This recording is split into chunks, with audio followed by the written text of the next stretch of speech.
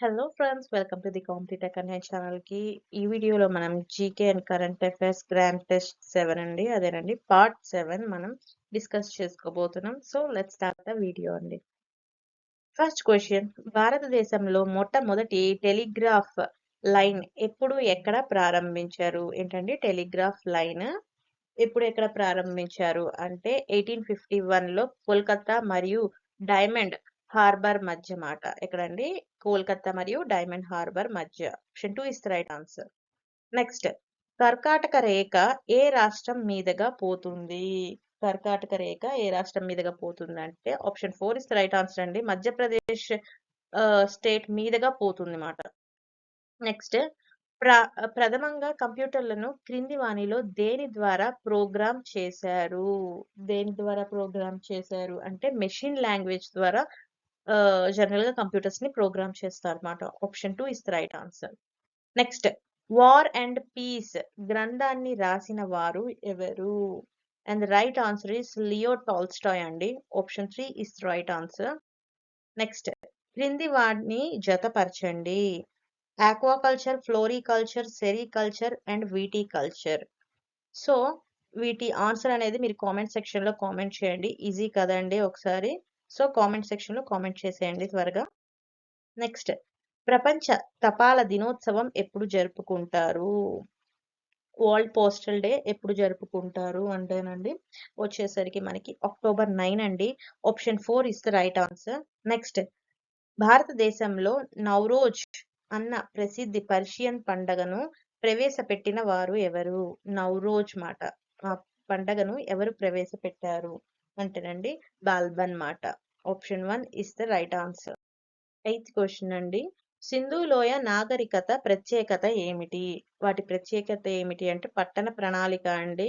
ఇప్పుడు మనకి ఆధునికంగా ఉన్న టౌన్ ప్లానింగ్ ఎలా ఉందో సేమ్ అప్పుడు కూడా అట్లానే ఉండేది. పర్టిక్యులర్‌గా డ్రైనేజెస్ ఎంత నీట్‌గా వాళ్ళు కన్‌స్ట్రక్ట్ చేశారు హౌసెస్ కూడా.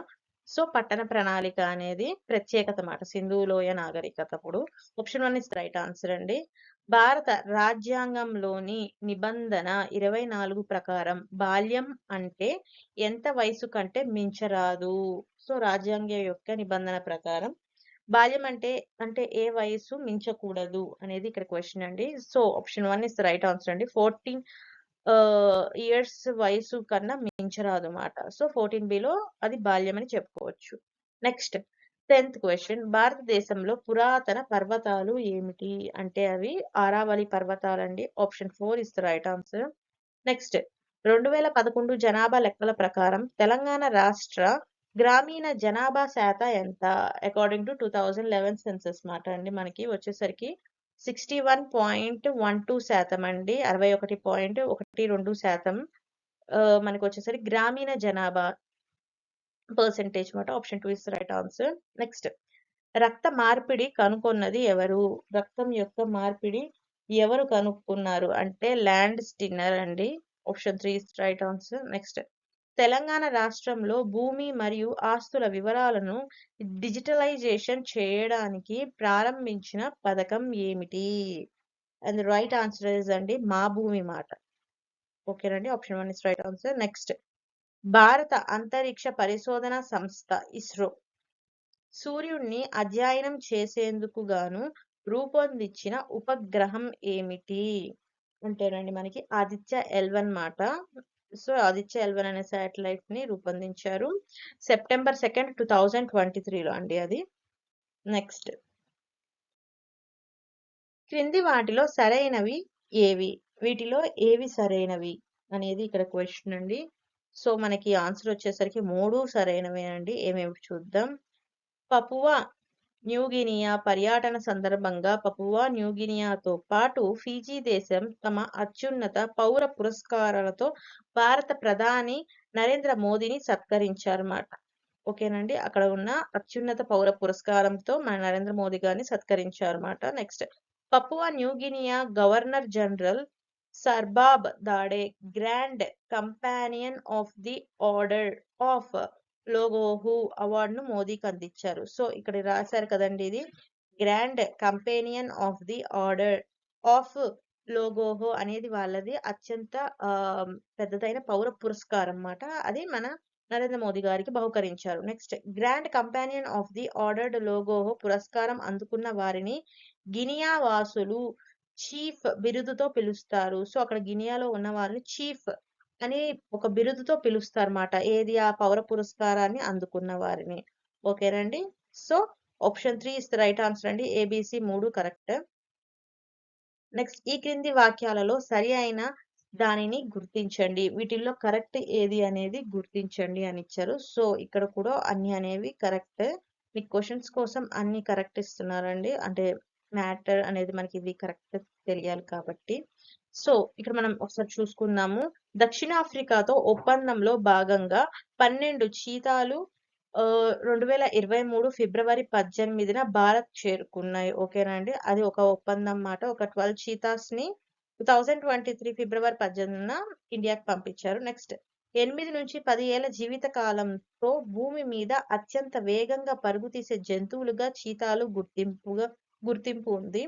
నెక్స్ట్ కూనో పార్కులో వీటి సంఖ్య 20కి చేరింది మాట. మొత్తం 20కు చేరింది. So option 4 is right answer అండి. ABC are the right answer. Next 17th question అండి.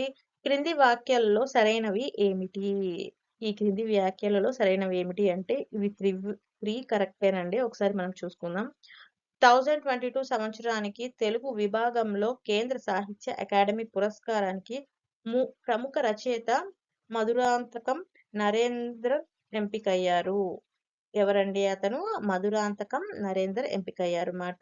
నెక్స్ట్ 2022 సంవత్సరానికి సాహిత్య అకాడమీ అనువాద విభాగంలో వారాల ఆనంద్కు అవార్డు లభించింది.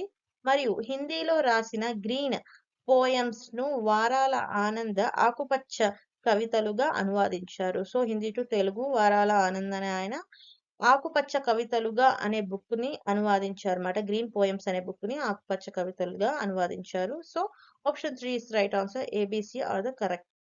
నెక్స్ట్ 18th క్వశ్చన్ అండి. క్రింది వాక్యాల్లో సరి అయినది ఏది అంటే బోత్ ఆర్ రైట్ అండి. ఒకసారి మనం చూసుకుందాం. జాతీయ క్వాంటమ్ మిషన్ లో భాగంగా కేంద్ర ప్రభుత్వం 6,003.65 కోట్ల ప్రాజెక్టు ఆమోదం తెలిపింది. మొత్తం ఎంత అండి? 6,003.65 crores ప్రాజెక్ట్ కి ఆమోదం తెలిపింది మాట. నెక్స్ట్ వన్ ఈ 8 ఏళ్ల కాలంలో 50 నుంచి 1000 ఫిజికల్ క్యూబిట్స్ తో 20 నుంచి 50 క్వాంటమ్ కంప్యూటర్లను అభివృద్ధి చేయనున్నారన్నమాట. సో మొత్తం 8 years కాలం మాట. ఆప్షన్ బి కూడా రైట్ ఆన్సర్ అండి. So 3 is the right answer. A మరియు బి. నెక్స్ట్ క్వశ్చన్ సూర్యునికి అత్యంత సమీపంలో ఉన్న గ్రహం ఏమిటి? ఇది మీకు తెలుసు అనుకుంటా. ఏమిటి అనేది కామెంట్ చేసేయండి త్వరగా. నెక్స్ట్ జాతీయ జల్ జీవన్ మిషన్ పథకం అమలులో తెలంగాణకు ఎన్నవ ర్యాంక్ వచ్చింది? జాతీయ జల్ జీవన్ మిషన్ పథకంలో టోటల్ ఇండియా వైజ్ లో తెలంగాణకి ఎన్నవ ర్యాంక్ వచ్చింది అంటే 5th ర్యాంక్ వచ్చిందండి. Option 2 is the right answer అండి.